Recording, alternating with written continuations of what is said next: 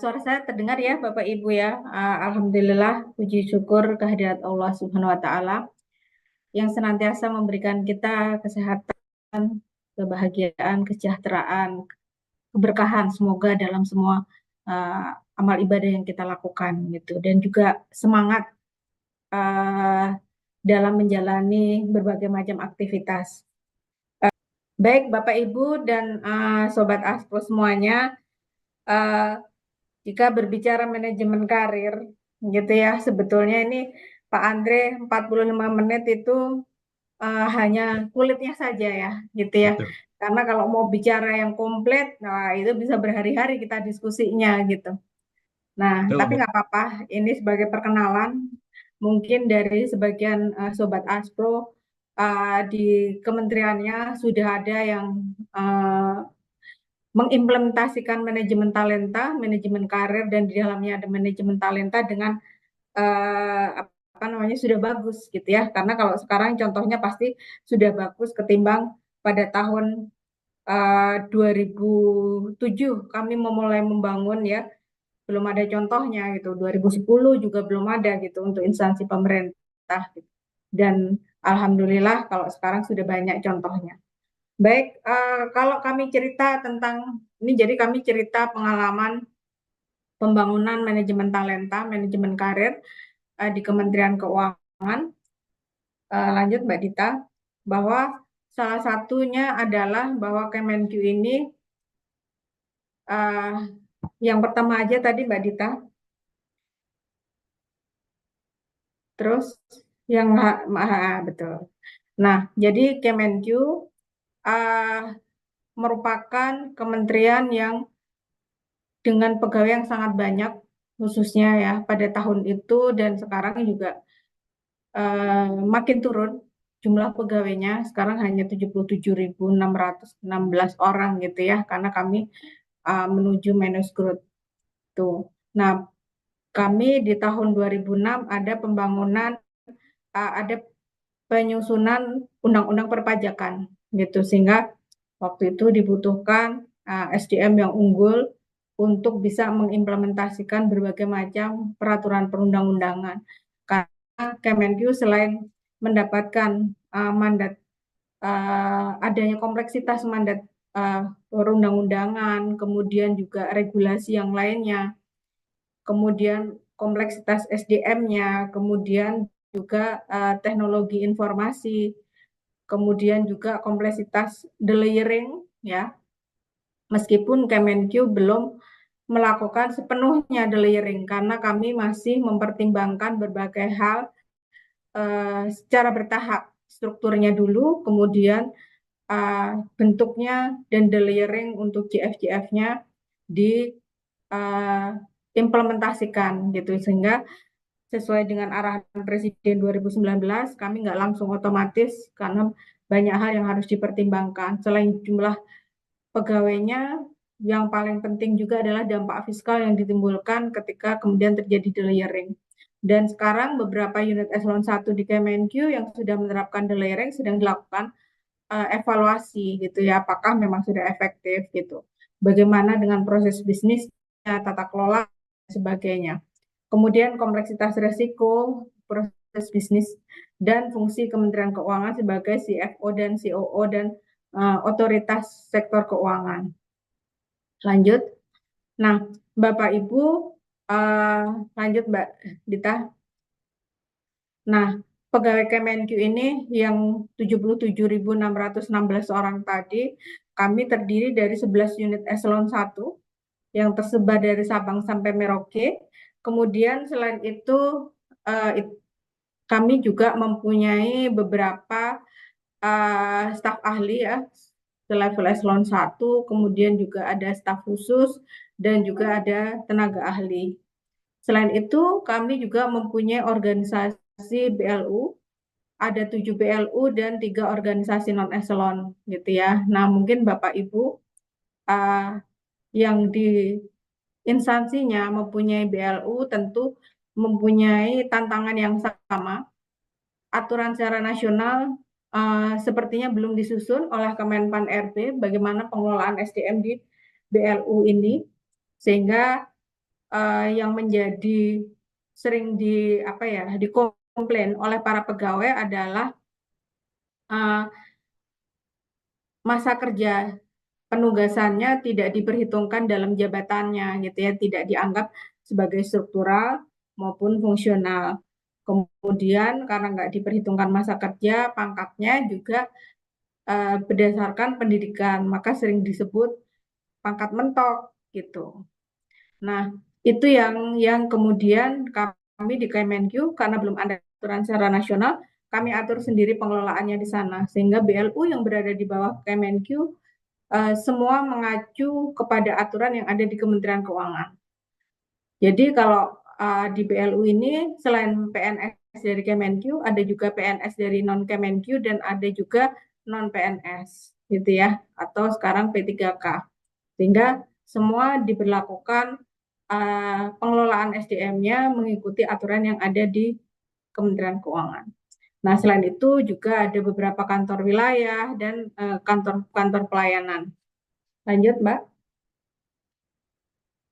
Nah, ini Bapak Ibu dan Sobat Aspro sudah paham semuanya tentang dasar hukum ya, yang dari Undang-Undang ASN yang baru, kemudian sekarang masih dalam penyusunan RPP dan tentunya nanti aturan-aturan yang lain termasuk uh, Permenpan 3 ya tahun 2020 tentang manajemen talenta itu juga sedang dalam proses penyelesaian oleh Kemenpan RB dan kami juga ikut dalam penyusunannya, diikutkan dalam penyusunannya dan mudah-mudahan nanti berbagai macam aturan baik PP maupun aturan turunan lainnya bisa segera diselesaikan gitu ya, sehingga kita ada kepastian regulasi dalam pengelolaan SDM. Lanjut. Nah, Bapak Ibu dan Sobat Aspro, ini gambaran manajemen karir di Kementerian Keuangan. Yang pertama terdiri dari rencana pengembangan karir, kemudian pelaksanaan pengembangan karir dan Monet. Nah, untuk rencana pengembangan karir ini ada infrastruktur SDM-nya dan infrastruktur organisasi gitu ya. Nah, di dalam infrastruktur SDM itu ada kualifikasi, kemudian ada sistem penilaian kinerja, sistem pengembangan kompetensi, dan aspirasi karir. Nah, untuk aspirasi karir ini Bapak, Ibu, dan teman-teman, kami membuka kesempatan di Kementerian Keuangan, jadi sebagai pengelola SDM di tingkat pusat, di Kemenq, kami meminta seluruh pegawai memilih aspirasi karirnya. Kalau dulu waktu saya zaman masuk itu ya masuk-masuk gitu aja gitu ya. Artinya pegawai diberikan pengembangan sesuai dengan penempatan pertamanya dan uh, dia nggak akan dipindah kemana-mana gitu ya. Kemudian nggak ada gambaran boleh memilih ke fungsional, ke struktural, atau ke non eselon atau penugasan yang lainnya. Nah, di dalam aspirasi karir ini pegawai diberikan pilihan karir mau kemana, mau mau ke struktural boleh, mau ke fungsional boleh, mau ke non eselon di BLU juga boleh, mau penugasan di instansi lain juga boleh, atau sebagai atase atau di lembaga internasional juga diperbolehkan, gitu ya. Kemudian yang tahapan kedua adalah pelaksanaan pengembangan karirnya. Ini terbagi dengan tahapan pengembangan karir. Yang pertama adalah masa percobaan. Itu adalah 1 tahun pertama ketika seorang pegawai baru masuk. Kemudian yang kedua adalah masa branding, yaitu 2 tahun di awal yang diberikan pembekalan terkait nilai-nilai ASN, kemudian nilai-nilai kode etik Kemenq, kemudian juga pembinaan mental dan karakter. Ini semua diberikan di tahun-tahun pertama sebagai pegawai. Kemudian pengembangan karir seumur mereka menjadi pegawai di Kemenq dan kemudian persiapan menjelang pensiun. Nah, di sini ini di aturan ini kami masih 1 tahun, tetapi dalam implementasi belum pensiun pegawai sudah diberikan pembekalan.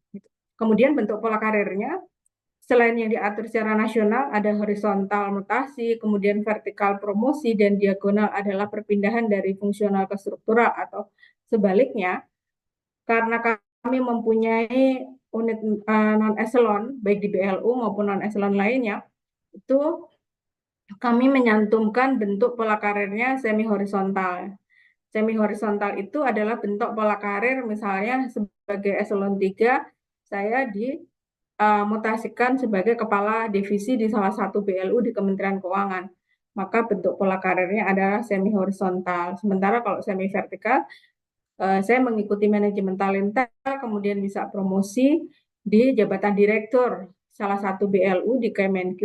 Nah, bentuk pola karirnya adalah semi vertikal. Kemudian ada jalur karir eh, jabatan administrasi, kemudian jabatan pimpinan tinggi dan seterusnya. Dan ini tentunya semuanya dilakukan Monef. Monefnya ini seperti manajemen talenta yang dilakukan Monef bukan hanya kepada pegawai yang promosi, tetapi juga atasannya, gitu ya.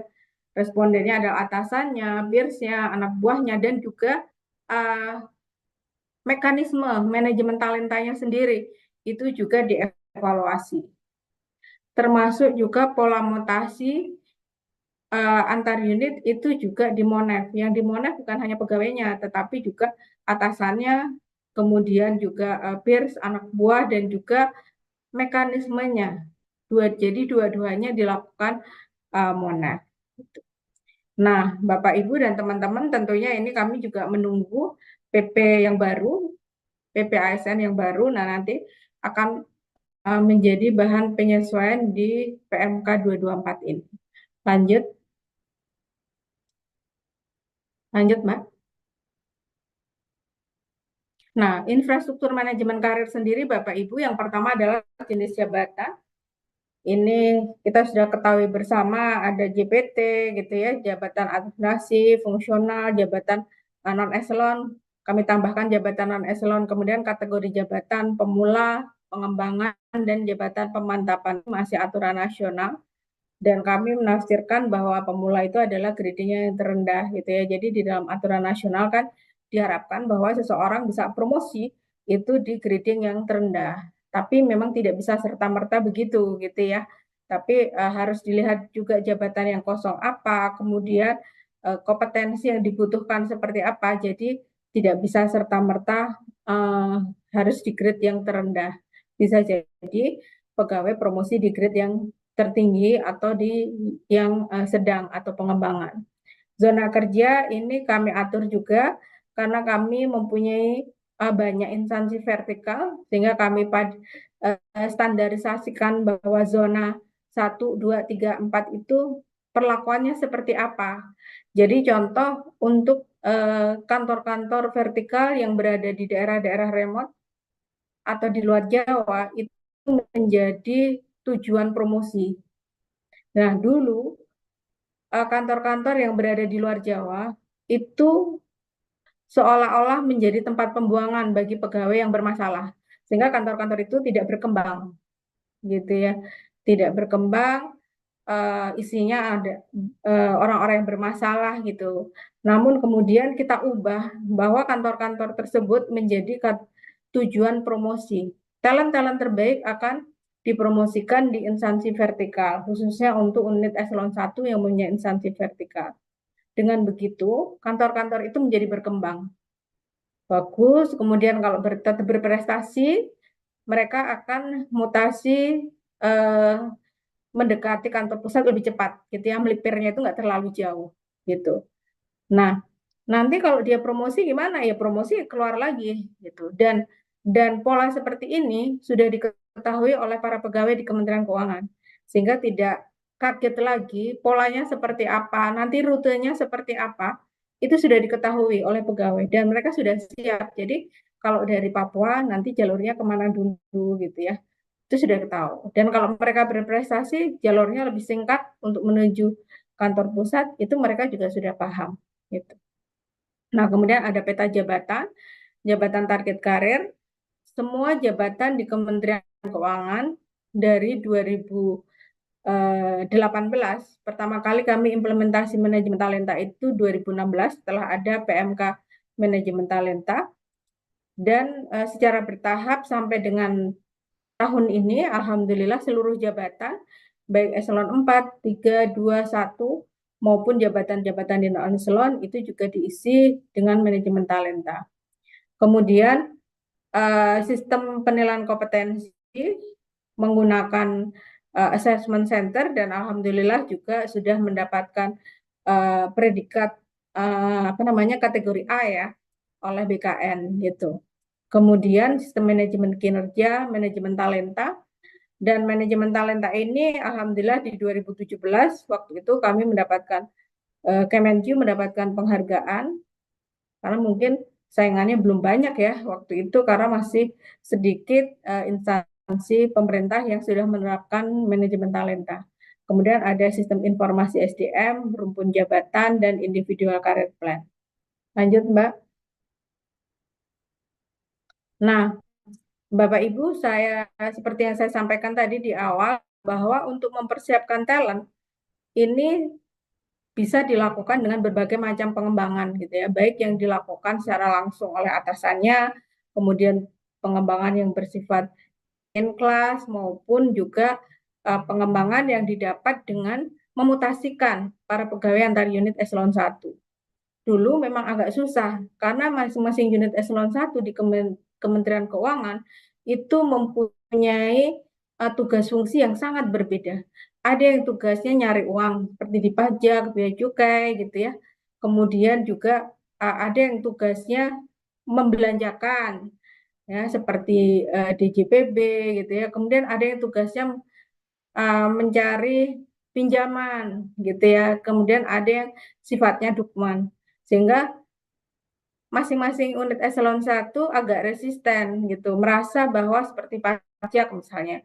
Dulu di awal pajak nggak mau ada mutasi antar unit. Kenapa? Karena mereka menganggap jabatan di pajak itu butuh kompetensi khusus yang nggak bisa dimasuki pegawai dari unit eselon 1 lain gitu. Nah, tapi setelah jangan jangan next dulu Mbak. Tapi karena memang apa namanya kita petakan mana jabatan yang bisa dimutasi antar unit, itu kita menjadi terbuka bahwa tidak semua jabatan itu sifatnya tertutup gitu ya, khususnya yang struktural gitu. Jadi uh, jabatan yang contohnya misalnya pengelola SDM di semua unit itu kan bisa dipertukarkan.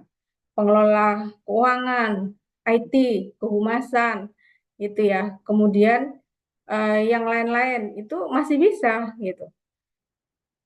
Mungkin seperti pemeriksa bea cukai, pemeriksa pajak itu bisa jadi satu. Kemudian juga tukang las bawah laut yang ada di bea cukai. Nah, itu memang kompetensi khusus yang tidak semua orang punya keahlian seperti itu gitu. Nah, itu mungkin memang uh, diduduki oleh orang-orang tertentu gitu yang nggak mudah dipertukarkan. Nah, dengan adanya proses mutasi antar unit eselon 1, ini menjadi salah satu uh, persiapan untuk membentuk talent-talent terbaik di Kementerian Keuangan. Itu, dan ini bisa terlaksana dengan baik karena memang komitmen dari Menteri Keuangan sendiri kemudian diturunkan dalam apa namanya IKI para eselon 1 bahwa mereka harus mengimplementasikan mutasi antar unit eselon 1 maupun manajemen talenta ini. Jadi masuk dalam IKU-nya para eselon 1. Dengan begitu diikatlah para pimpinan ini sehingga semua komit untuk melaksanakannya. Tuh, dan ini diberikan target ya untuk mutasi antar unit. Jadi setiap misalnya Bea Cukai mengusulkan 200 orang mutasi promosi eselon 3, maka 35%-nya ya tahun 2024 ini 35%-nya itu harus mutasi antar unit. Misalnya Sekjen mengusulkan 50 orang, dia akan mutasi 35%-nya adalah mutasi antar unit. Nah, ini yang alhamdulillah bisa dilakukan, dan ini menguatkan dan menambah pengayaan keahlian yang dimiliki oleh pegawai. Lanjut, Mbak. Nah, Bapak Ibu dan teman-teman semua, selain program mutasi antar unit yang sifatnya agak pemaksaan di awal gitu ya, tetapi sebetulnya makin ke sini sudah lebih eh, pegawai sudah paham gitu ya apa yang harus dilakukan oleh para pegawai ini, mau dimutasi kemana, pilihan karirnya kemana, itu sudah lebih transparan sehingga para pegawai sudah paham. Tapi kita Kemenq juga tetap membuka kesempatan yang sifatnya pilihan pribadi, aspirasi karir pribadi, mereka mau kemana. Nah, kalau untuk yang penugasan itu bisa dengan mutasi antar unit, itu bisa mutasi dan promosi, baik untuk struktural maupun fungsional ataupun non eselon. Nah, sementara kalau untuk internal job vacancy ini kami membuka hanya untuk mutasi. Nah, IJV ini untuk apa sih gitu ya? IJV ini untuk memenuhi kebutuhan SDM di Kementerian Keuangan dengan redistribusi pegawai dari pegawai yang ada sendiri gitu ya. Jadi unit eselon 1 membuka jabatan-jabatan yang bisa diisi dari pegawai yang lain gitu ya. Nah, kemudian pelamarnya adalah dari pegawai Kementerian Keuangan sendiri. Tapi tidak boleh misalnya contoh pegawai yang berada di Kanwil di DJP di Papua misalnya. Mereka minta IJV, ikut IJV untuk pindah ke Jakarta atau ke Solo. Nggak boleh, mereka bolehnya antar unit eselon 1. Jadi pegawai pajak pindah ke Bea Cukai pindah ke Setjen, Setjen pindah ke apa namanya DJPB dan lain sebagainya. Jadi antar unit eselon 1. Lanjut. Nah, untuk jabatan fungsional sendiri Bapak Ibu, di Kementerian Keuangan ini ragamnya khususnya jabatan fungsional yang core-nya Kemenq itu ada sekitar 23 jabatan fungsional yang core-nya Kemenq. Beragam, aturannya berbeda-beda, kemudian ada yang tertutup, ada yang terbuka, kemudian juga ada jabatan fungsional core Kemenq yang juga dipergunakan oleh kementerian lain, KL maupun Pemda. Gitu ya, jumlahnya sangat banyak dan ketika mau memutasikan juga agak kerepotan. Contohnya misalnya antara pemeriksa pajak dan pemeriksa bea cukai, mereka mau mutasi, harus uji kompetensi dulu, gitu ya. Baru kalau lulus baru bisa pindah.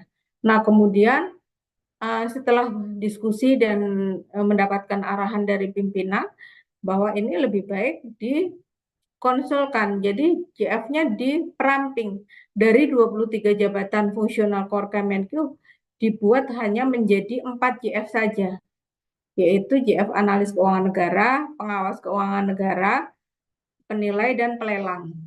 Ya, jadi yang dari 23 tadi dirampingkan menjadi 4 JF ini, sehingga memudahkan dalam pembinaannya.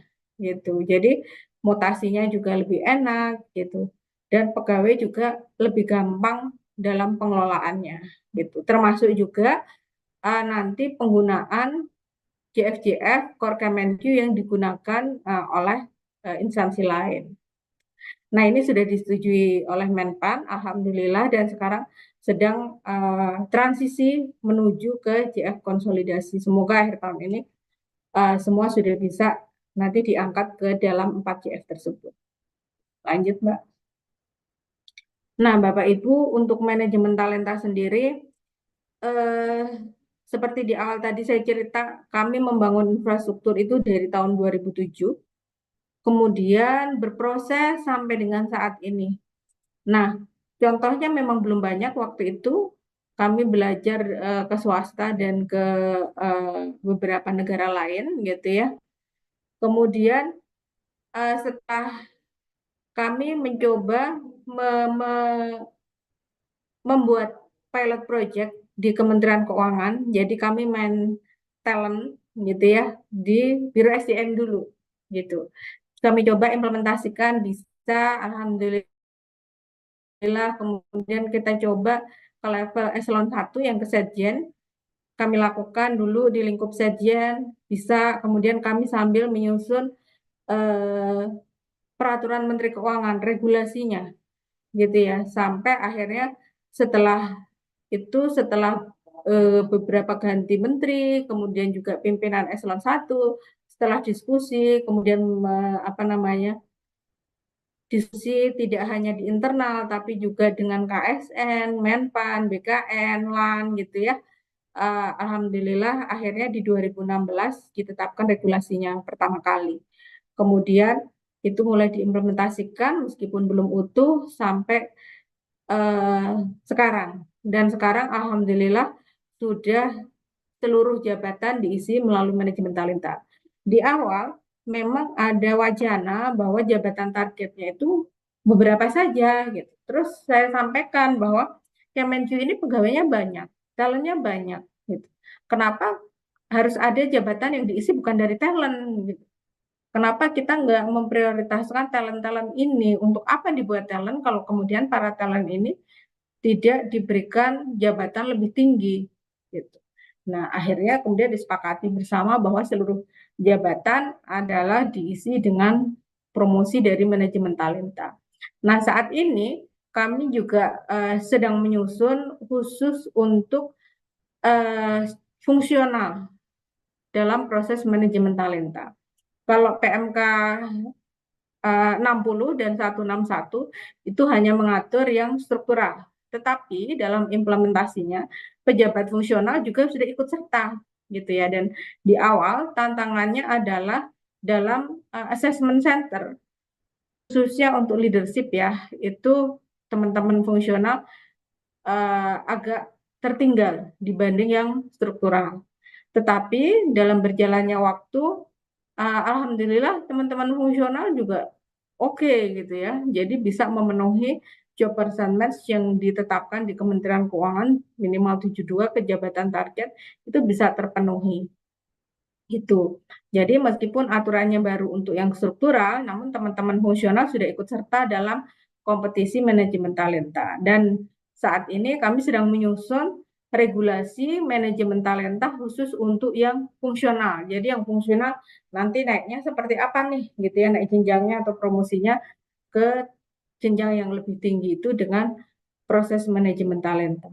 Meskipun belum ada regulasinya, tapi di beberapa JF sudah mulai dilakukan, gitu ya, sudah diuji coba. Lanjut.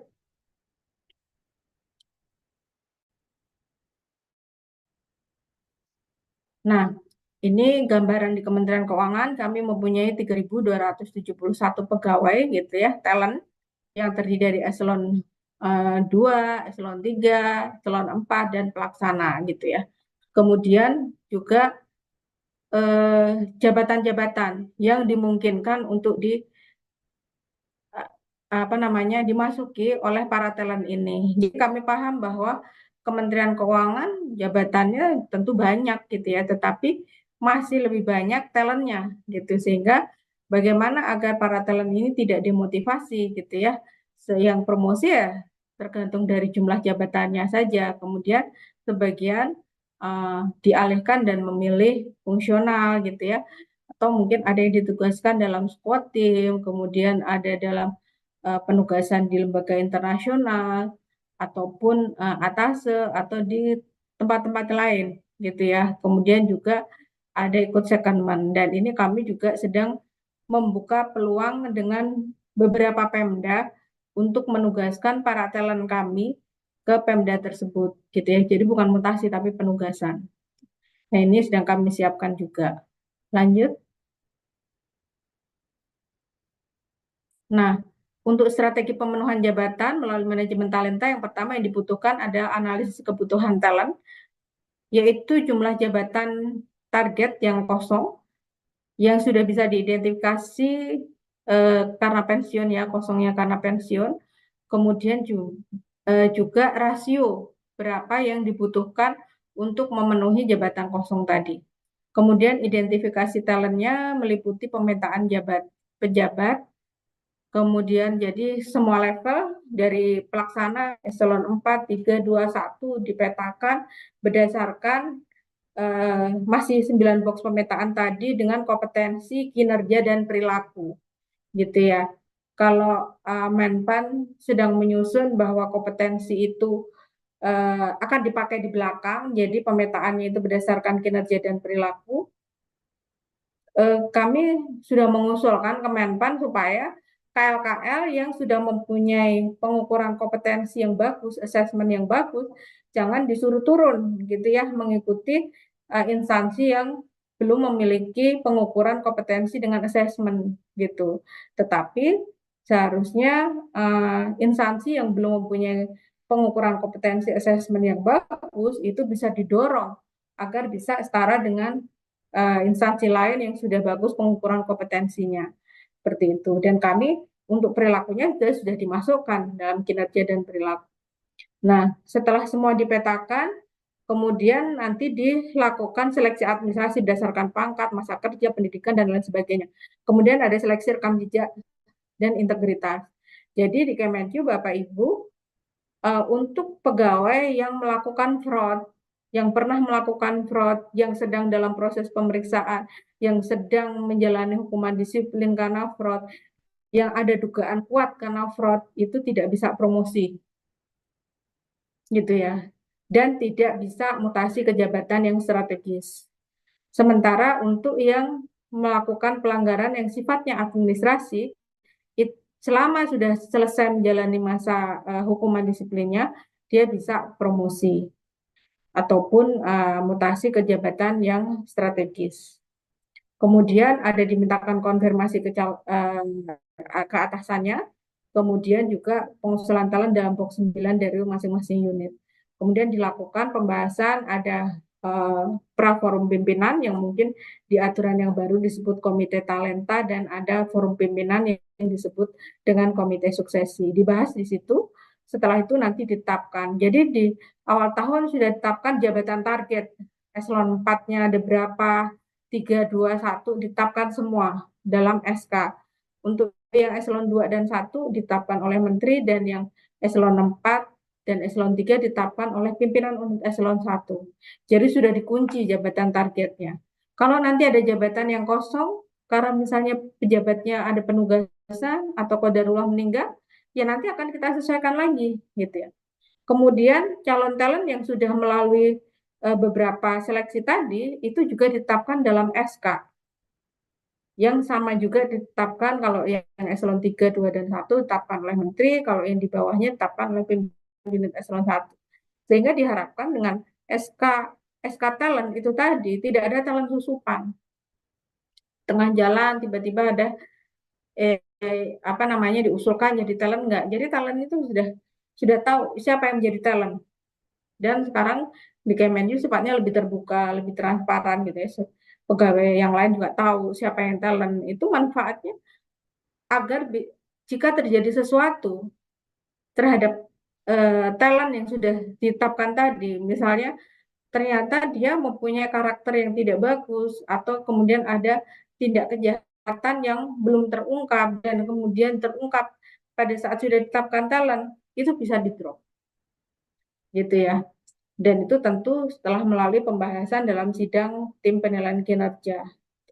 Setelah itu baru dilakukan program pengembangan, nanti ada banyak program pengembangannya, kemudian ada tahap akhir seleksi. Jadi selama program pengembangan didampingi oleh mentor tetap, atasan langsungnya, dan mentor tidak tetap oleh atasannya, pejabat yang lebih tinggi, satu tingkat lebih tinggi, gitu ya. Pendampingan, kemudian diberikan penugasan, proyek individu, penulisan makalah, dan juga proyek kolaborasi. Tuh, karena dalam program pengembangan itu selain karakter mental, kompetensi manajerial, sosko, teknis, kepemimpinan, kemudian juga ada yang sifatnya tusinya pembelajaran jarak jauh, kemudian juga ada secondment di unit kepatuhan internal dan secondment pada unit teknis. Kenapa harus secondment di unit kepatuhan internal? Gitu ya. Ini untuk mempersiapkan talent-talent menduduki jabatan lebih tinggi menghadapi tantangan integritas. Jadi mereka dibekali semuanya, gitu. Nah, setelah penulisan makalah, kemudian nanti ada wawancara, gitu ya. Kemudian setelah wawancara baru nanti ada pengangkatan, dan setelah pengangkatan nanti ada Monef. Nah, Monef itu seperti yang saya sampaikan di awal, Monefnya bagi talent yang promosi maupun pada mekanisme manajemen talentanya sendiri. Lanjut. Nah, ini kami sudah mencoba memetakan dari 2024 sampai dengan 2029 jabatan yang akan kosong di Kementerian Keuangan. Ini baru uh, jabatan yang struktural ya, belum yang fungsional. Nanti setelah di layering di apa namanya di JF Konsul kan, nanti kemudian kami hitung lagi berapa jabatan yang akan kosong. Nah, kemudian yang di bawah ini adalah kebutuhan talentnya ya, yang akan mengisi jabatan yang kosong tadi. Nah, untuk gambaran contoh di Kementerian Keuangan nih, Bapak Ibu, di tahun 2024 ini contohnya misalnya eselon 3 di Kemenku ada sekitar 2.851 yang kita petakan. Ya, ini termasuk JF, Madya, dan juga non eselon ya. Kemudian setelah dipetakan berdasarkan kompetensi kinerja ya, berdasarkan hasil assessment center tadi, kemudian terdapat 1.731 pejabat yang memenuhi syarat administrasi. Ya, kemudian kita mintakan konfirmasi dari atasannya, itu didapat hasil 437. Nah, dari 437 itu ada yang berguguran karena clearance dari tim Inspektorat Jenderal menjadi 428 orang. Dari 428 orang tadi kemudian kita seleksi lagi berdasarkan beberapa parameter, yaitu pendidikan, terbukti, prestasi, dan leadership. Nah, ini juga ada tambahan satu lagi, yaitu penilaian karakter. Ini juga ditambahkan di sini, sehingga dari 428 itu didapat 115 talent. Ya. Dan ada 8 talent ready now, sisa 2023 yang memang dia talent ready now, sudah oke, tapi jabatannya belum ada yang cocok. Dan ini menjadi prioritas untuk promosi di tahun 2024. Dan ini sudah ada yang promosi kemarin. Dan kemudian ada 4 talent yang di tahun 2023 dia diangkat ke jabatan non eselon gitu, setara eselon 2. Lanjut. Nah, ini syaratnya untuk promosi, Bapak Ibu sudah paham semua. Lanjut. Nah, ini pemetaannya seperti yang saya sampaikan tadi, kompetensi, kinerja, dan perilaku ya. Kita masih dengan blok 9. Lanjut. Yang fraud tadi ya. Jadi kami masih tetap menggunakan aturan yang sama bahwa yang fraud tidak bisa promosi gitu. Lanjut. Nah, ini parameter yang digunakan tadi Bapak Ibu, kalau job percentage-nya aturan nasionalnya kalau nggak salah 68 ya, 68. Tetapi kami dari 2013 atau 2014 sudah menggunakan job percentage-nya 72, sehingga kita nggak kita turunkan ke 68 gitu ya. Tapi kita tetap di minimal 72. Kemudian parameter untuk pemeringkatan talent, ini contohnya ada pendidikan. Ya, pendidikan dalam negeri maupun luar negeri, kemudian penugasan maupun yang bukan, kemudian tour of duty. Bagi pejabat atau pegawai yang mutasi antar unit eselon 1, penugasan ke lembaga internasional, penugasan ke tempat lainnya itu mempunyai poin yang lebih tinggi daripada yang enggak. Kemudian ada prestasi ya, ada prestasi yang level internasional, nasional, level Kemenku maupun di level eselon 1. Dan yang terakhir adalah kepemimpinan. Nilai kepemimpinan ini diberikan oleh eselon 1-nya masing-masing. Lanjut. Nah, ini pengembangan tadi sudah ya. Lanjut. Lanjut.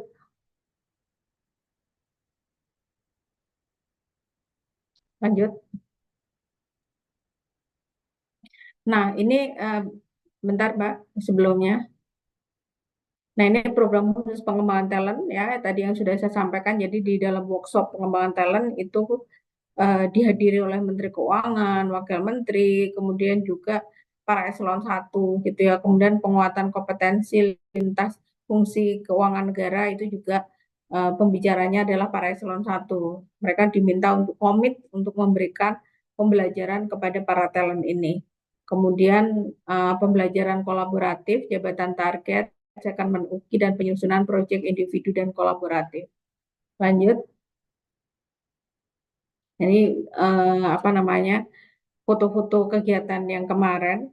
Jadi bedanya manajemen talenta di Kemenq tahun 2023 atau sebelum-sebelumnya dengan yang tahun 2024. Kalau di tahun sebelumnya adalah kami rasionya adalah satu jabatan itu berbanding dengan 5 talent. Jadi misalnya kami punya 20 jabatan eselon 2 gitu ya. Itu kami harus punya minimal 5 kali 20 100 talent. Itu yang akan berkompetisi. Dan setiap jabatan itu nanti dikompetisikan oleh 5 orang. Nah, ini di beberapa kompetisi kemarin terjadi bahwa bisa jadi talent di jabatan A gitu ya itu unggul gitu ya di jabatan A itu talentnya bagus-bagus semua gitu. Peringkat keduanya itu masih lebih tinggi daripada talent yang berada di jabatan B gitu. Sehingga kemarin kita ambil ya yang peringkat kedua di jabatan A itu yang promosi sebagai uh, apa namanya eselon 2 di jabatan B seperti itu. Nah, tahun ini itu kita Mbak, ubah. izin tinggal 5 menit lagi. Oke, siap. Ya. Tahun ini kita ubah semuanya berdasarkan rumpun, rumpun jabatan ya, berdasarkan rumpun jabatan kita bagi jabatan di Kemenq itu menjadi 3, yaitu penerimaan, kemudian yang kedua belanja aset, kemudian yang ketiga adalah dukungan. Nah, para talent ini diminta untuk memilih dia itu berdasarkan pengalaman keahlian itu dia berada di rumpun yang mana, jabatan apa, dan mereka akan berkompetisi sesuai rumpun yang mereka pilih gitu. Jadi misalnya tahun ini ada 20 jabatan penerimaan. Nah, berapa yang memilih di situ ya, disitulah dia akan berkompetisi. Berapa yang akan memilih Dukman, ya disitulah dia akan berkompetisi. Tinggal nanti dipilih peringkat terbaiknya. 20 terbaik yang itu yang akan promosi. Seperti itu. Lanjut, Mbak. Lanjut terus. Terus. Nah, Bapak Ibu, talent dapat dikeluarkan dari talent pool apabila mengundurkan diri sebagai talent, kemudian dia dijatuhi hukuman disiplin tingkat rendah sedang berat dalam proses pemeriksaan, fraud, kemudian uh, dalam proses pemeriksaan tindak pidana, kemudian karena kondisi kesehatan, mengambil cuti melahirkan, tugas belajar, pindah instansi, dan alasan lain yang berdasarkan pertimbangan pengelola manajemen talenta. Lanjut, lanjut. Nah, ini terakhir Bapak Ibu, jadi tantangan pengelolaan merit system di Kementerian Keuangan pertama adalah rasio kader yang tinggi, jadi jumlah talentnya masih lebih banyak daripada jabatannya, kemudian keberagaman kompetensi karena holding tipe di Kementerian Keuangan, kemudian integrasi sistem IT ya, karena dulu semua punya IT sendiri-sendiri, tapi sekarang alhamdulillah sudah bisa dijadikan satu gitu ya, kemudian sebaran wilayah yang sangat luas, dan terakhir adalah pimpinan sebagai HR manager. Nah, kunci suksesnya menurut kami pertama adalah komitmen pimpinan. Jadi sebagus apapun konsep pengelolaan SDM yang kita miliki, tanpa ada komitmen pimpinan di semua level, dari pucuk pimpinan sampai level pimpinan yang terendah, itu kalau nggak komit nggak akan bisa dilaksanakan. Dan alhamdulillah kami sudah sekian tahun mengalami itu dan ada komitmen dari seluruh pimpinan. Dan yang kedua adalah budaya perubahan, tentu siap dengan berbagai macam perubahan. Yang ketiga dukungan regulasi. Ini penting juga gitu. Yang terakhir adalah pembangunan infrastruktur. Terus ada lagi Mbak? Oh, baik Bapak Ibu, uh, Pak Andre, terima kasih Pak. Kurang lebihnya mohon maaf. Assalamualaikum warahmatullahi wabarakatuh. Waalaikumsalam warahmatullahi wabarakatuh.